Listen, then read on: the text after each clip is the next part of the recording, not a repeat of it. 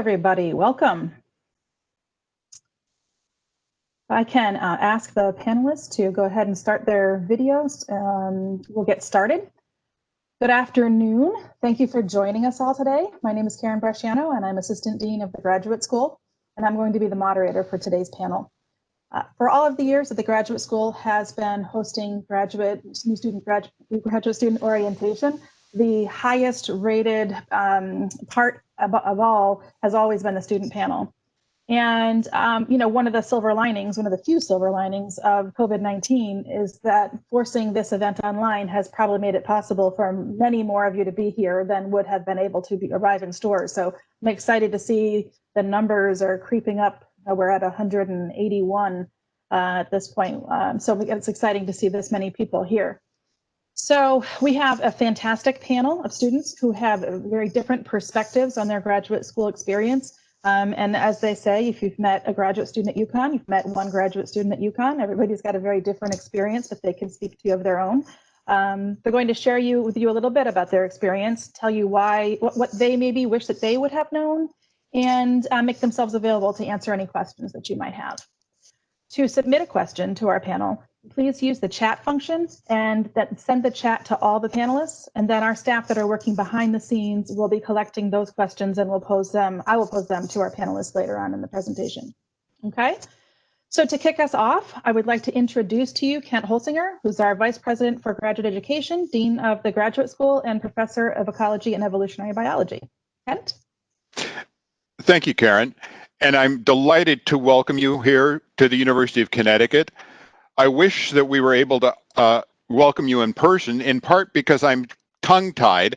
I almost said good afternoon, and I know that for some of you it's probably very early in the morning, for others of you it's at night, and for others it's sort of mid to late morning. And there will be still others who aren't even watching us right now, but will be watching the recorded version of this session sometime later. So COVID-19 has made our lives very complicated, but as Karen said, we're delighted that you've chosen to join us at the University of Connecticut, whether you're in Connecticut physically and expecting to attend classes in person, or attending virtually, or doing some combination of both. It's wonderful to have you here and wonderful to have you as part of our community. I won't take much of your time because I know you're really here to listen to your fellow students and not listen to me. I do just want to say a few words to say that the Graduate School is here to support you in any way we can through your graduate studies.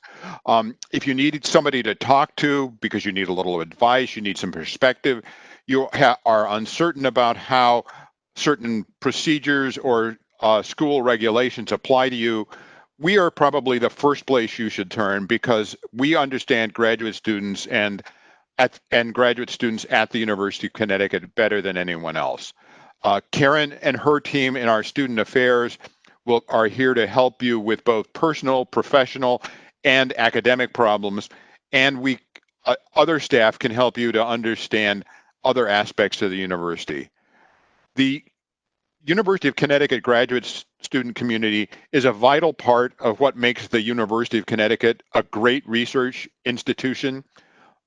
About 7,000 of the 30,000 people who attend the University of Connecticut are graduate students.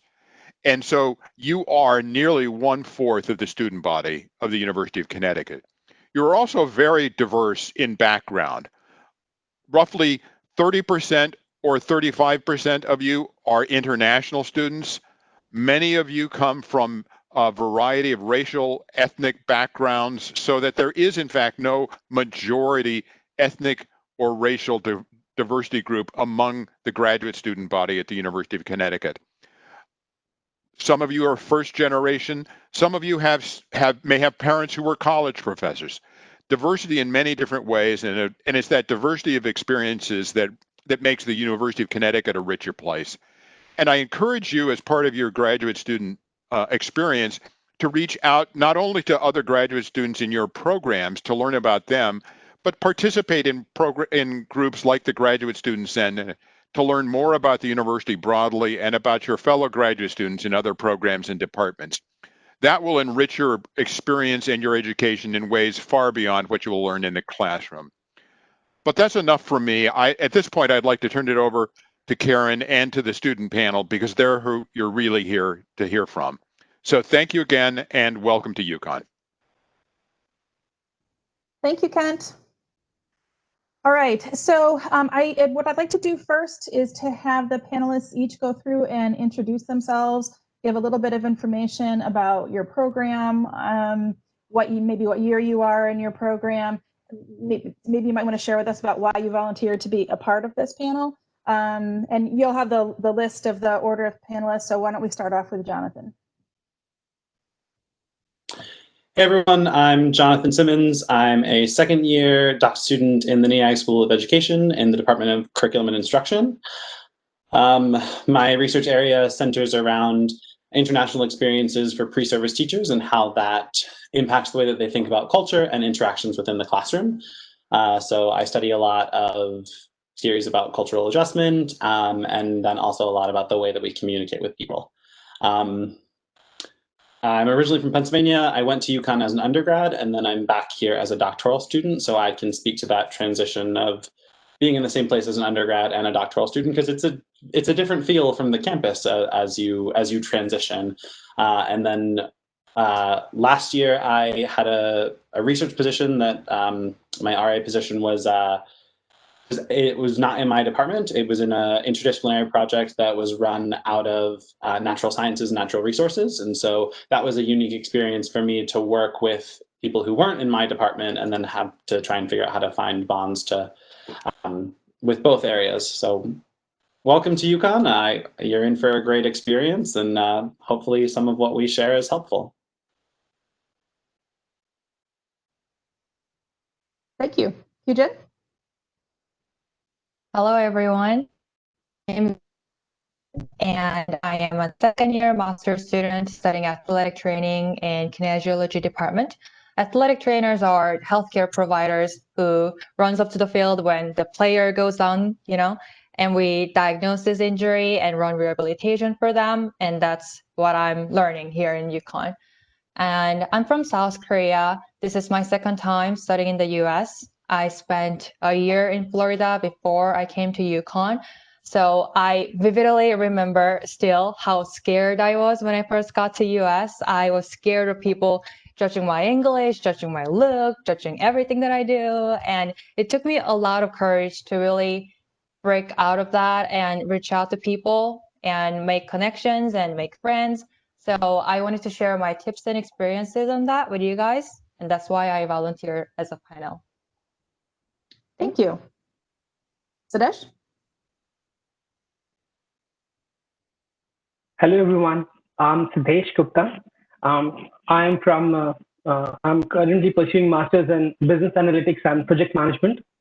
So it's a very specific program designed for both freshers and experienced persons who can try their luck into management. And though it's more related to business, you can also study about the technical aspects of the program. We have different types of electives which you can pursue. And I'm an international student. It's almost been more than a year here in US. And I have got a lot of support from the UConn community. There are different clubs, faculties, and students. All are here to help you ease the process. And I'm here to make you comfortable with the program. If you have any doubts, you can surely reach out to me on LinkedIn and to all the student panels. Thank you. Best of luck. Thank you. Lihong? Hello, everyone. I'm Lihong, a third-year doctoral educational psychology student. I am in the Giftedness, Creativity and Talent Development program. I'm happy to be here. I understand that grad school means a lot of hard work on your part over a long period of time. I'm sorry to be so scary at this moment. So I think staying motivated is one thing. Most importantly, I think everybody need to find your own way to deal with frustration coming along with this journey.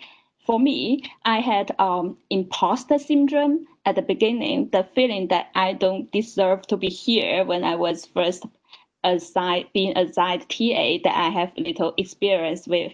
So as a creativity researcher, I would strongly suggest you to find a creative outlet either for your work-life balance or getting away from the COVID panic. It could be writing a blog, painting, doodling, being a YouTuber, designing a website about your research work, or whatever topic you're interested, you name it. This sort of daily creativity practice could help take your grad school experience to the next level, according to our research. Wonderful. Research and practice right there. Good job. All right, Layla? Hi, everyone. My name is Lila Dhanishmandi. I'm a fifth-year PhD student in biomedical engineering, very close to graduation, hopefully. I was an international student. I was a transfer student too, so if there are any questions there, I could answer that. My campus is at UConn Health, which is in another city. It's in Farmington, but I'm still a UConn student. So if any of you are going to be on different campuses, I can answer any questions there. My PhD was very research focused. I was an RA throughout the whole period. This semester, I'm going to be teaching a course. But I think it's important, if any of you are starting your graduate studies, to really, if you have any questions on work-life balance, as Lihong was saying, it's really important. That's an area to focus on. And then, now I've started my own company. And that's really all because of UConn and the amazing support that they have. So I just wanted to come here to share the amazing, ecosystem that UConn has in various capacities. Wonderful. Thank you. Louvin? All right. Hello, everyone. My name is Laurent Pierre. I am a first-year student in the PhD program in communication. I actually just completed my master's degree here at the institution, also in communication. And basically what I study is related more towards advertising and intercultural communication, and sometimes a mixing of the two to look at multicultural advertising. I'm based here in the Storrs campus. On a personal level, I'm actually originally from the Bahamas and Haiti. However, I grew up primarily in Miami, Florida. For my bachelor's degree, I actually went to Tuskegee University in Alabama, and now I'm here in Connecticut. So there's many different places to detail for my upbringing, and also various institutions that I went to. And primarily, I wanted to volunteer for this panel because I volunteered last year, and actually going back even further, when I first came to UConn, I thought this panel was very informative and helpful to me as an incoming student. And I wanted to keep being a resource to any of you coming into the university. My first year as a PhD, as a master's student, I had no experience teaching whatsoever. So for many of you coming in, just in this new area in general and possibly never teaching before, I can definitely give you some insight about that. And I've also been involved in research on the side with different professors and colleagues at in my department and at other institutions. So I can talk to you about somewhat of an informal research position that I do in terms of researching with my different colleagues there. And lastly, I'm also part of the Graduate Student Association of Color here. And we're really looking to be a resource to people even more so in this time related to the pandemic. And we just kind of want to just let people know that we're there for you to provide fellowship, mentorship, and just a place overall to just connect with all students of color. And I can definitely share more information on that with anybody else who may be interested in engaging with us on any level. Wonderful. Thank you very much. Parakshi?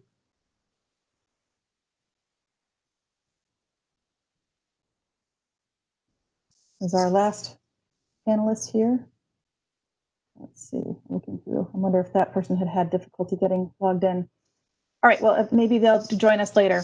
Why don't we start off, and not every person needs to answer every question, but why don't we start off with just what surprised you most about graduate school? Maybe what was different about than from undergrad, or what did you not see coming? Go ahead, Leila. So I think for me, the way I always see it is undergraduate studies are very structured. You know which courses you have to take. You know what the courses are going to be like. Their syllabuses are available. So every information that you want is really at your hand. Whereas no two graduate students have had the same experience through grad school. So it's very unstructured. And you can think of that as a good thing or a bad thing. It really depends on how you approach it. So, just be wary that it's not, you don't know what it's going to be like, especially if you're in for, a PhD, if it's going to be at least like 4 years. You have to prepare yourselves for all the ups and downs that are going to come. And that's not a bad thing. It really just shapes the person that you're going to be at the end.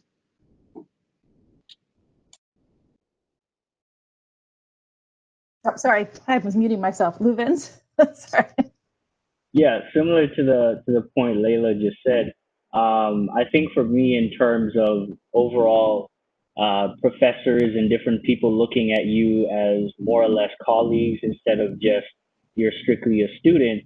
Like I said, I actually studied here first for my master's, and I think it was very surprising to me when I had different professors who are my advisor and supervisor on different research projects and things we were planning for, kind of asking me, well, Louvins, what do you think we should do?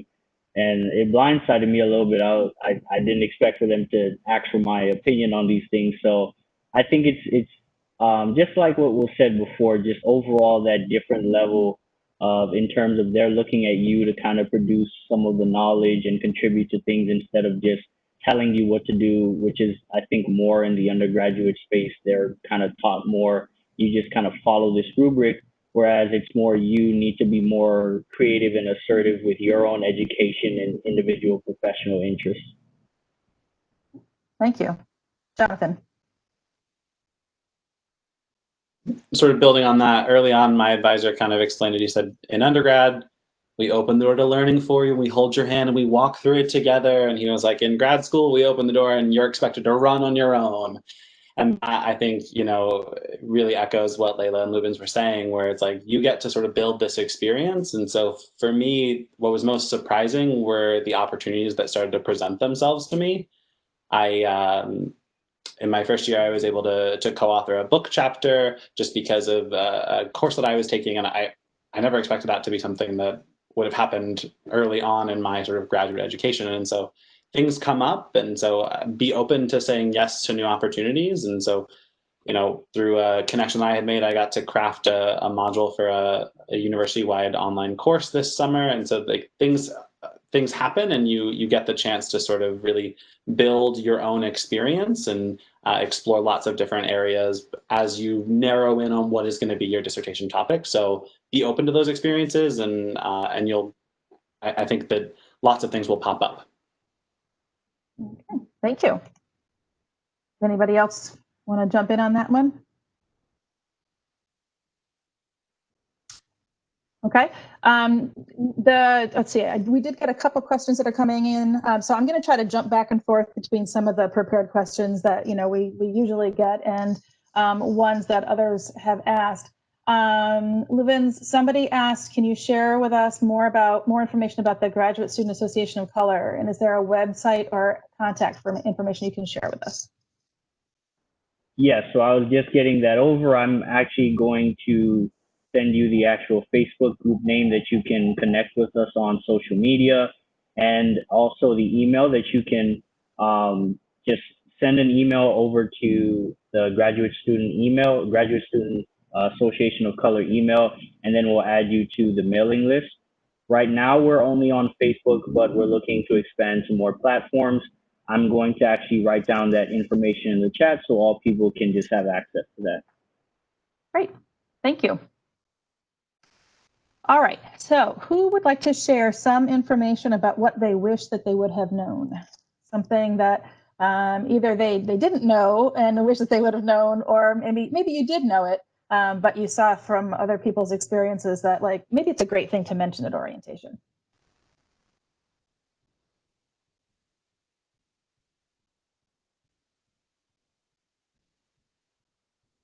Go ahead, Layla.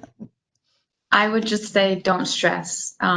it's very stressful, graduate school. Everyone's under some sort of stress, whether it's your experiments aren't working, you know, you have a class that's difficult, you're having trouble adjusting to the new environment. You know, it's gonna be difficult, but at the end, you're going to come out stronger. So it's fine. All the ups and downs, it's going to be fine. Don't stress about it. It's not going to be the end of the world. That's what I would say. I wouldn't stress, I guess. Yeah, for me personally. Okay. Anybody else? Things that you wish that you would have known? Jonathan? Well, Leon mentioned it earlier, but that idea of imposter syndrome is like super real. And I think especially for me early on, like in graduate school, like I would be taking classes and sometimes we'd be in classes with like third-year students and we'd start class and I said, let's do introductions. And I'd be like, I'm John, I just got here and I didn't know what I'm doing. And the person next to me would be like, I just presented at this conference. And I would be like, you know, like, so it was really easy to feel like I would fumble through saying something, but it was really easy to feel like, what am I doing? I don't know anything. I haven't read the landmark studies in my field. You know, you're spouting this theory that I've never heard of. People keep talking about a theoretical framework and I don't even know what that is. And so like early on, but like that knowledge comes to you in little bits and pieces from all these different places. And I distinctly remember it was, I don't know, maybe early in the second semester before the world fell apart. I was sitting on a nice day out in the quad with a classmate of mine, and we had this whole big conversation about research. And at the end, I was like, do you realize what we've done? We sound like grad students. We get it. And so like for me, it was like a really clear moment where I was like, I'm starting to learn how to put these pieces together. And so, when you hit that moment, kind of like what Layla was saying, you start to feel frustrated, relax, know that in time, you'll start to weave theories in and you'll start to cite studies that are commonly known in your field. And no one expects you to come in knowing all of those things. And I think it can be easy to feel like you're expected to know that, but I don't think you are. And so have grace with yourself and it'll come in time. And so that was kind of surprising and challenging for me. Thank you. Go ahead, Gyujin. I think it would be really helpful if you think about what works for you and what doesn't. Like, let's say what's the best strategy for you when you write a paper? Do you work the best when you do it outside or inside with a tea? Or what's the best strategy for you to read a paper? Do you have to read every single word? That might not be a best strategy, but like I think finding the best way to finish the assignments and study and write a paper, all that stuff, know what works for you and what doesn't, and figuring that out early on and sticking to that strategy could be really helpful throughout your studying here. Okay, because what's good for one person may not be the right thing for somebody else. So think about what was successful for you before, right? Okay. Sidhdesh, did you have your hand up before? So a lot of us wonder, coming here, like how the college is, how the place is, how the community looks like, and what are the things we are going to get from it. So especially for international students, these things are for concern, like how their curriculum would be, how the college will be. So there are a lot of things. But personally, I would recommend that don't feel about this or don't think too much, because once you are here, you will eventually get to know all of these things. And you have a strong UConn alumni network, you have strong seniors network, you have strong faculty networks. So there are a lot of people here to guide you. There are a lot of communities, different forums, according to your point, according to your interest. So here there are a lot of things, and especially for master students, because they have to be focused, they have to choose their path deliberately, as in they need to know what they are applying or doing it for.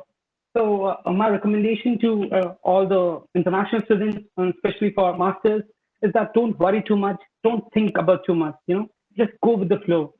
Just ease on yourself, because this thing is not something that you need to take stress. Just go with the ease, be confident in yourself, and you'll be able to do what you are here for. Thank you. Thank you.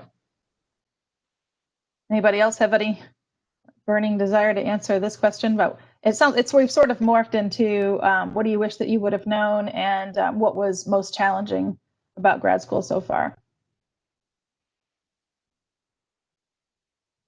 Okay. The next, oh, go ahead, Gyujin. Oh yeah, I thought that was the second question, the most challenging part, wasn't it? Well, it's sort of been, Right. it's sort of more, the answers sort of morphed together, so we sort of are blending in. Ah, okay. I wanted to talk about time management, but I think that could Please be do. another topic.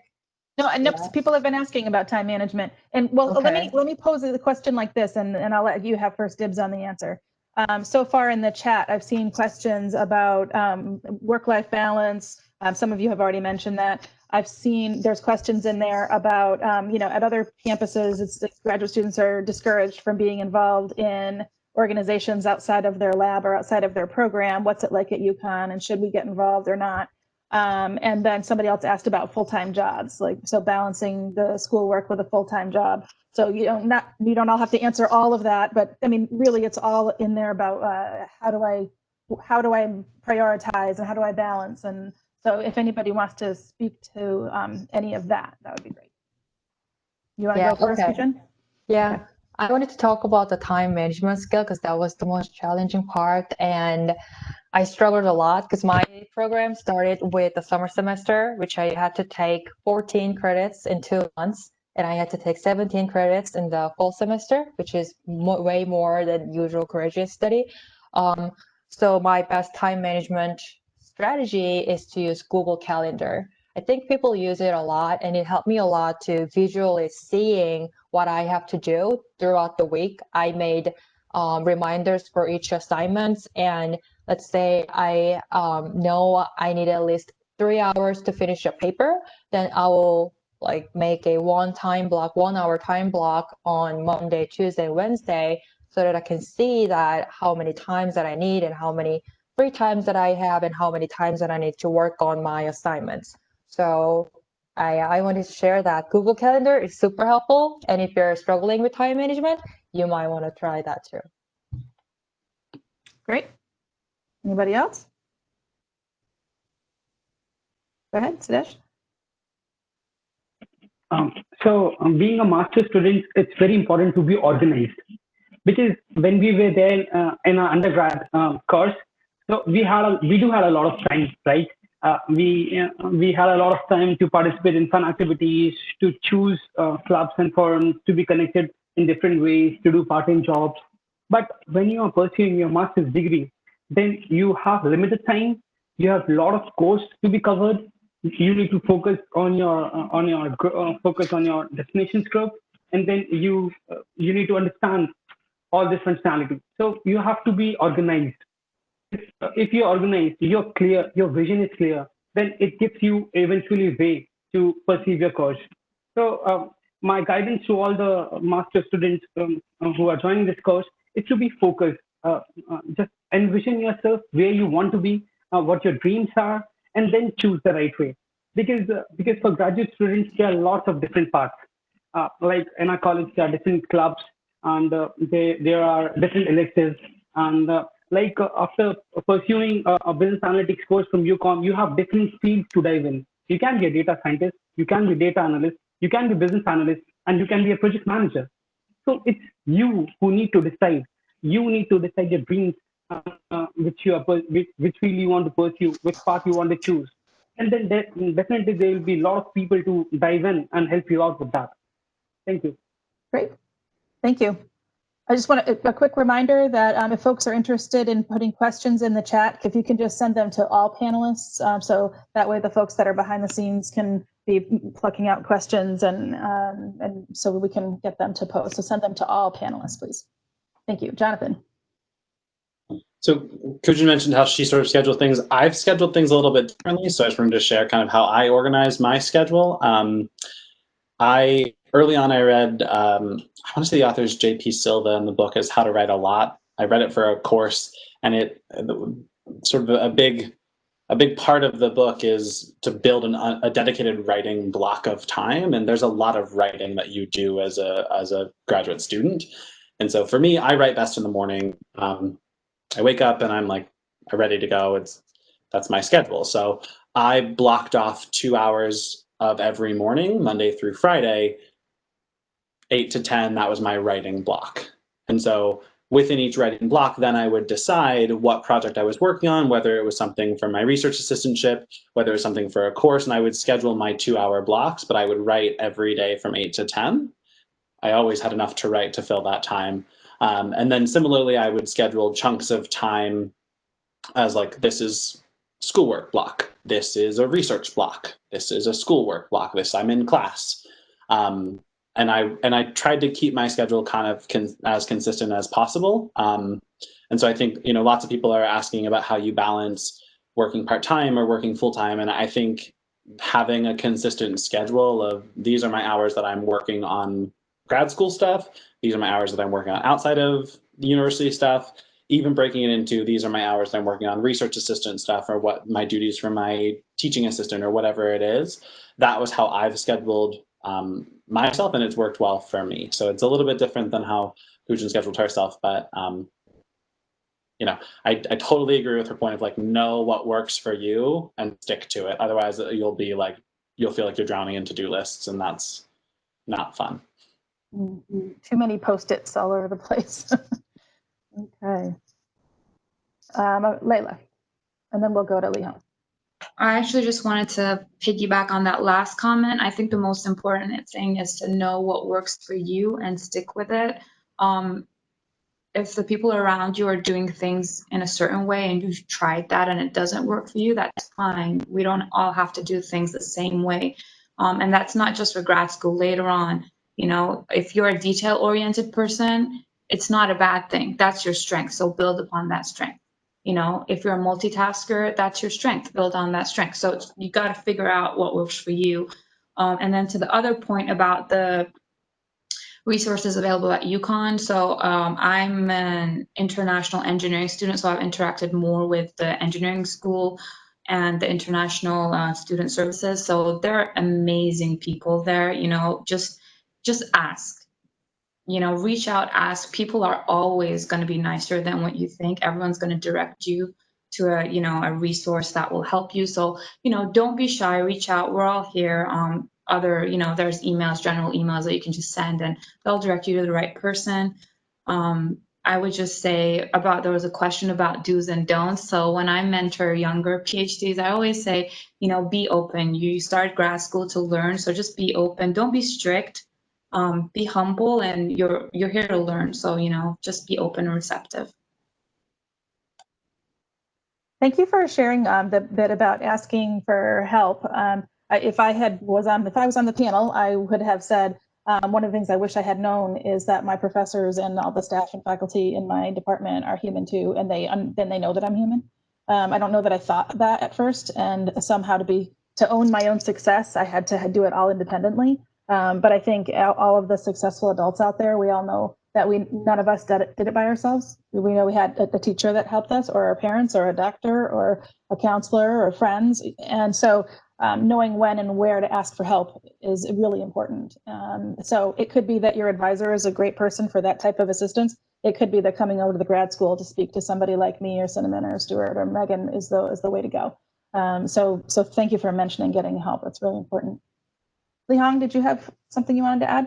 Yeah, I just want to add what I wish I had known before, that I was very shy at the beginning, so I wish I could speak up and make your needs be heard, not just talk to your advisor, but talk to other faculty in your department. I didn't know that until one faculty in my program once told me that her job here is to help me to be successful as I can. So don't be shy. Talk to faculty in your department and look for research opportunities, not just to your advisor. Thank you. Louvins? Yeah, similar to that point. And I guess this isn't something that I wish I knew, but I guess just to change it up a little bit, this is something that I wish I believed more, that you truly are in control of your education, your professional development, and ultimately deciding the route that you want to take. I think, especially coming in at the master's level, I still had the tendency to just think about it that my professors are right and everything they're telling me, I should just do it without too much thought. And your advisors are there to help you along with the mission, but you need to truly take ownership in terms of your education and what you need to do, and really thinking about what do you want to get out of this graduate program, and not necessarily just following it the standard way. Of course, you need to do all the things that you need to do, but you need to think about how can I truly take ownership of this program and tailor it towards what I want to do in the future. And overall, that's something a lot of people told me, but I think I was really reluctant to believe it until really going to the end of my second semester, when I truly believe that I need to think about what I want to do and not necessarily just go throughout the track blindly doing what people tell me to do, but really have a conscious mindset of what I want to get out of the program. And overall, just be more assertive. Okay. Was that a hand, Gyujin, or no? Okay. One of the questions that came in on the chat was, how difficult are graduate courses compared to undergrad? I assume it varies by class, but does it seem like grad courses have a larger workload? Louvins? I saw Layla was shaking her head saying no. And I guess it may depend on the person. For me, I felt that it wasn't necessarily harder in terms of the difficulty of the work, but it was just a lot more of it. And I think that caught me by surprise, that when they say read a chapter for a week, they really do mean read a chapter. And if you want to properly participate in the discussion and know the information, you should read the chapter or whatever supplementary materials are there. And overall, I think for me, in my undergraduate experience, I don't know what type of degree you're going to be in, but for me, I wasn't used to writing a 20 to 30 page paper as a standard for every single class. I didn't think that was just something normal. I think the longest paper I wrote in undergrad was 15 pages, and that was just one class. So having to take 3 classes right off the bat, and 2 of them saying, you have a 20-page paper due. So for me, I just wasn't expecting that. So it's a lot more in terms of the quantity, but I didn't think it was overly more difficult. It's just a lot more of it. And just to rehash a different point, it just forces you to manage your time properly, because you can get it done. It is just going to force you to do as Gyujin was saying a while ago, that you need to set specific times of when you need to get things done. Because if you're going to have a lot more quantity of things to do, you need to be more diligent with your time overall. So sorry for that. I have my phone near me. But yeah, you just need to be more diligent in terms of managing your time overall. Jonathan? I think for me, the biggest difference in the classes in undergrad versus a grad student is like the style of learning. I feel like as an undergrad, it was a lot of like, I'm still learning new content, still learning new material, and I walk away and I'm like, oh, I learned this today. Whereas I feel like I walk away from graduate courses and I'm like, we had a fascinating discussion for 3 hours and I have 75 questions and 0 answers. And I think that's like part of the style of graduate education. Like I had a professor who, she would say to us almost every time we met, she would say, my job is to ask questions that are hard for you, that are going to make you think really deeply about what you're doing. And so a lot of, that class in particular was a research methods course. And so she said, a lot of what I'm trying to do is trying to get you to decide who you are as a researcher. And she said, there's no right or wrong path for that. So my job is to present all this information and ask the hard questions and complicate the scenario and then bring in this new perspective. And it's just going to marinate and it'll sort of sort out. And so I think in undergrad, I felt like I would walk away with a concrete answer to something, whereas that's not the style in grad courses. It's, you'll sort of pick apart an issue and it'll take a lot longer for you to feel like you have a solid perspective. I that for me is the biggest difference. I agree that the reading is feels different, and somebody asked if there are a lot of papers and projects or more tests and quizzes. In my experience, it's depended on the course. But I would say for me overall, it's been a lot more project and paper based than it's been test and quiz based. And a lot of my professors have been really great at helping me think about how I can take a paper or a project that I did in their class and turn it into maybe something that I would put in for a conference presentation, or think about turning it into something that I would submit for publication somewhere. So the end goal feels a little bit different, and the way you get there feels a little bit different. That is for me the largest difference between the two. Great, thank you. I would love to move on to advising. Does anybody have anything they want to add on this last topic of conversation before we move on to talking about advising? Okay, so then I would like to ask you all to share a little bit of information about either how and when you found your advisor, and then how you built a good relationship with your advisor. I know there's some programs where you enter in because you're entering into somebody's lab, like who your advisor is before you even get accepted into grad school, and then others you go through your coursework, and then after you finish your prelims is when you pick an advisor. So can you talk to us a little bit about how you came to have your advisor and how you worked on having a good relationship with that advisor?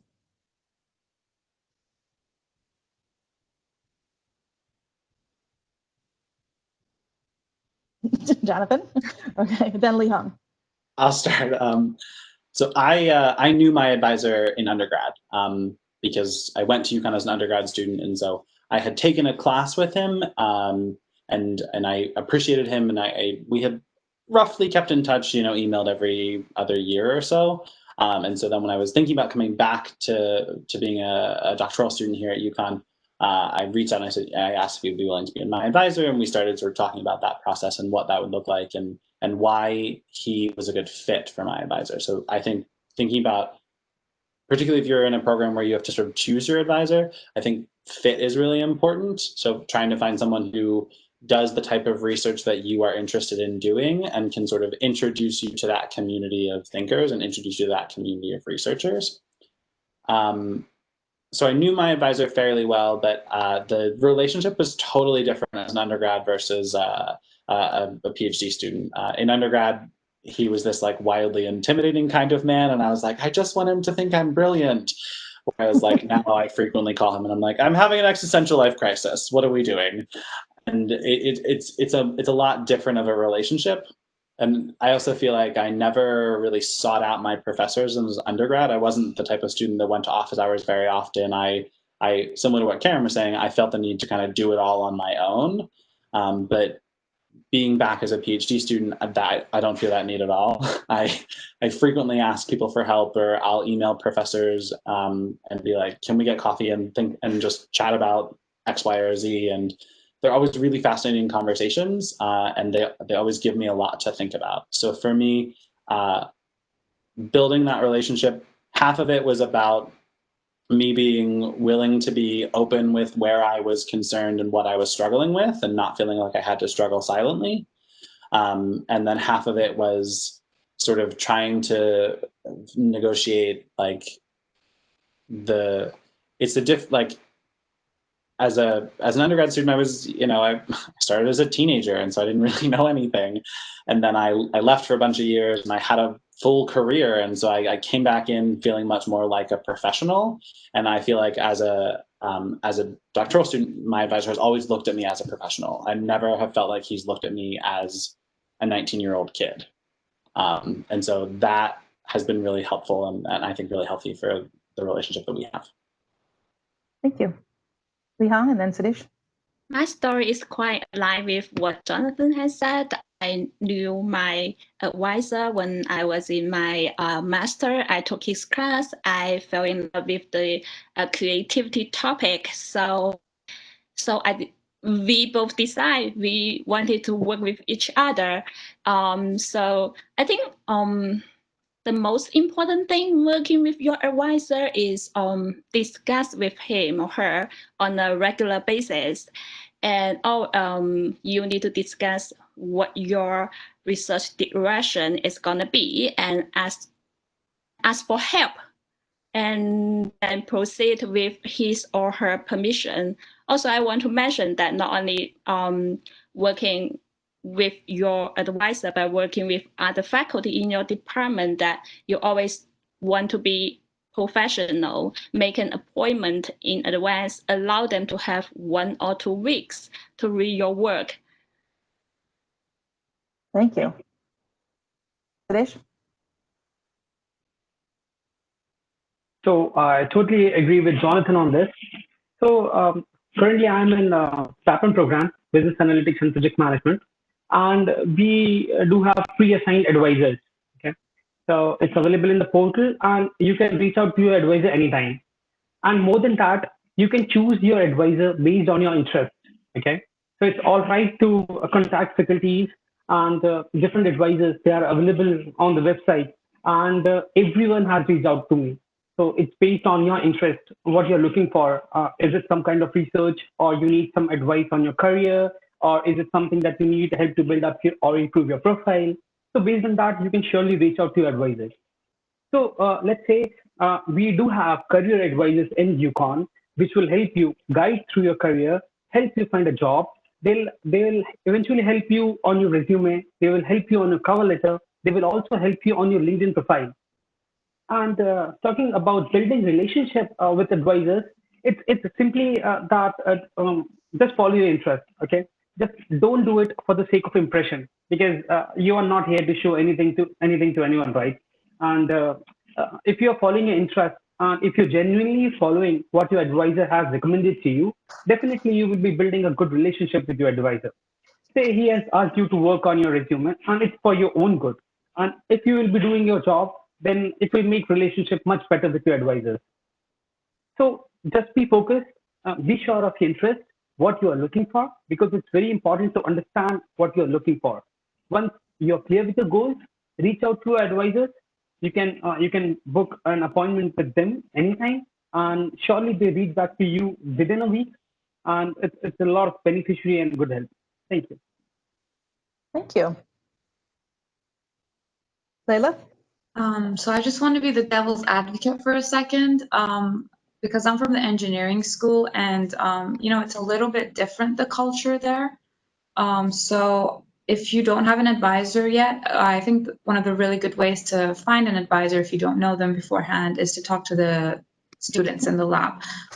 They're the ones that are going to give you the best feedback, and you don't necessarily have to ask if this advisor is going to be good or bad. You can ask open-ended questions and kind of see what their responses are, and then you can pick up if that advisor is going to be a match for you or not.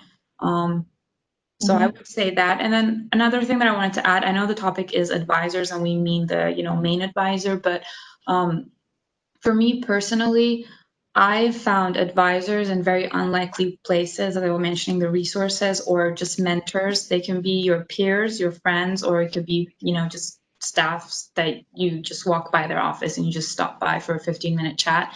So, you find these mentors and advisors in unlikely places, and that kind of really goes back to when I was saying don't be shy and ask, because you'll find those resources. So I've asked my scientific questions from people that are from completely different fields, but they've actually been able to help me a lot more in some aspects. So that's kind of what I wanted to add. I think that's really important, Leila, and I think that even if you have the best advisor who is the best fit for you and has nothing but your best interest in mind, it's difficult for one person to be all that you need.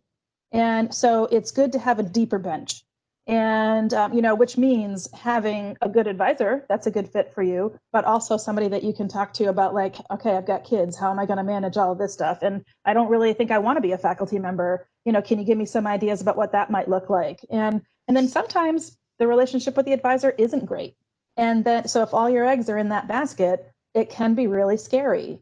So those are things that the folks over in the graduate school can be helpful with too. That's we spend a fair amount of time talking with students about how to negotiate those relationships, and you can talk with other people about it too. But it's a really good point to have, to use the sports metaphor, to have kind of a deep bench as far as your support and your mentorship. I think you'll find yourself in a much more satisfying spot if you're not relying on one person for everything. And frankly, they'll probably appreciate that as well. If I could, Sadesh said something about the Center for Career Development, and I'd like to ask y'all about that a little bit. I think that sometimes there's a myth that the only time that the Center for Career Development would get involved is on your last semester when you're just about to, take flight for your next job. But they do a lot more than that. So would y'all be willing to share any thoughts about when and how you've been involved with any type of career resources throughout your time at UConn, or previously? But what do you got for me? Go ahead, Gyujin. I can go, yeah. I think my master is a bit different because it's a professional program. It's not about writing a thesis. It's about to be able to sit for the board exam to be an athletic trainer. It's a very small field, so I never thought about reaching out to Career Center yet. But I always reached out to my professional organization, National Athletic Trainers Association, and they have really big mentoring programs. So I have a couple of mentors in Connecticut that help me with how to prepare to get hired and building my experience and resume and stuff like that. So if you think that your program is unique and if you can't find the answers in school, then go outside of the school and look for resources out there. Just some Googling and ask your faculties about it, and they will be able to give you the answer. Thank you. Anybody else? Jonathan? Two things come to mind. The library is a great resource, and they run little trainings. And so I've gone to 3 or 4 of those. One was on evaluating journals and whether it's a good journal and the metrics that are used for those. And so it's not quite Center for Career Development, but that is a really cool resource, and that was super informative. And I walked away being like, I now feel like I know way better how to search for things within our library systems. And then I'm in the process of applying for a Fulbright grant. And so as a part of that, I went to a resume workshop hosted by Center for Career Development, and it was super informative. The woman who ran it, I went in feeling like my resume is pretty good. I think I have all right, but there were little things that I hadn't considered where she sort of said, this is a way that the field has changed and people don't really do that anymore. They don't really put that on their resume. And so I was like, oh, I guess I'll get rid of that. And so it was little things to help me feel like my resume is now good in terms of the content that's on it, but also stylistically is going to be something that is going to help catch the eye of a grant that I'm applying for, or a faculty member I want to work with, or a university that I want to apply to. So that was super helpful, just because she said, I work with resumes all day. I know what's current in the field. And I was like, I don't know what's current in the field, so I'm going to take your advice. Thank you. Yeah, I mean, there's lots of professional development opportunities on campus, as some of you have mentioned, and off campus for that matter, and I encourage you to take advantage of them. For some of you, it'll be that you need to learn how to discuss your research with a lay audience, because those are the people that are going to you're trying to get funding from, and they will not understand it when you use the big long words that are only within your field. So there's lots of stuff out there as far as how to help with your communications, and how to have a resume or CV that's going to get where you are and where you want to go, which doesn't necessarily mean starting it the day that you want to send it out, because you're going to be talking with Kay Gruder and others about how to develop it so that you can make sure that you have the skill set that you want to be able to get to what you want your next move to be. All right, so we've got about 5 minutes left. And I hope that this has been really helpful because it's a lot of good information. I would like to ask each of you if we could just go around maybe in the same order that we started when we introduced everybody, and just was there one last piece of advice that you would want to give to incoming graduate students, or was there one question that you were hoping that you were going to get asked because you really wanted to be able to answer it, or something that you saw come in the chat? So each of you have about a little less than a minute. Jonathan, you want to start? Sure. I have two, so I'm going to go super quickly. One, consider auditing a course that's not in your department or not in your field. You don't have to do as much work and write the paper, but it's super interesting. And for me, I audited an English course, and it really has helped. It brought in super cool ideas that I was able to sort of weave into my field then. And that's a really great way to sort of take your research to a new level. So consider auditing a course. I don't do it every semester, and I don't think you should either. But if you find something you're really interested in, you're here to learn. So consider auditing something. And then take time for yourself. Work-life balance is super important.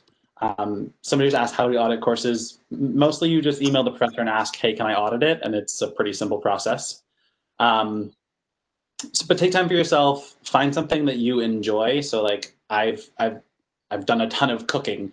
And so that's been my, like, I stop work at a certain time and I cook a real meal. I don't eat ramen noodles right now. Like that's healthy for me and helpful for me to take that break out of it. So find something that you enjoy and is healthy for you and take that time. Okay. Other than that, feel free to reach All out right. at any point if you have questions. It's gonna be great. All right. Next time I'm going to pull the hook. So Gyujin. Okay, so my point is for international students or anyone with insecurities, I would say, don't take things personally. It's not because you're an Asian. It's not because you're English. It's just because there are mean people and rude people out there sometimes. Don't take it personally and just check it off and move on. Just focus on your work. Just remind yourself why you're here, why you decided to came to UConn to get your degree, and do the work. So I hope all the other mean people in the world won't distract you from what you wanted to do. And that's all. Good advice. Sadesh?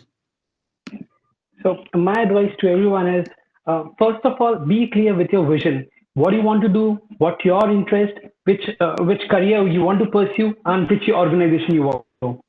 And second thing is, just don't think too much. Just go with the flow. And the road is too light. Just hit the road. You can do it. It's very simple. And there's a lot of people here. It's a whole community to help you. Okay. And reach out to me anytime. You can contact me on LinkedIn, or you can find me on UConn website. And just contact me if you have any problem. Thank you. Wonderful. Lihong? I would say that first, talk to people, talk to anyone that you feel comfortable with, like your fellow student or me, if you like, and practice creativity activity every day. Feel something you like and feel something you can have flow into it. And I also want to add it that because somebody just asked that I'm also a new mom. I was 5 months pregnant when I first started my doctoral program here, and I gave birth to a baby boy during the last week, the final week of my first semester, and I am raising the boy on my own. So I know it's difficult out there. So be sure that you reach out to people, you ask for help. We have a support system in our community. So make sure, remember that you are not alone. Thank you for mentioning that. Thank you. I think for students with families, sometimes that gets overlooked. Layla? I would say that as a grad student, be curious, be humble, be courses from biology departments, management departments. They were some of the best courses I took. Don't limit yourself to what you're going to learn academically. Don't focus on your first semester like, this is my thesis. I don't want to learn about anything else. I just want to focus on this, because you're going to have plenty of time to get deep into your area of expertise. So, just try to be open and then enjoy it. Enjoy grad school. It's not a sprint, it's a marathon. It's going to be a few years. Don't burn yourself out, and really find a good support system. Friends, people, staff, just find the community that you can go to whenever you want to talk about something, because there's going to be lots to talk about. All right, thank you. Louvins? On a similar note, I would just encourage you all to not just stay entirely in your own department.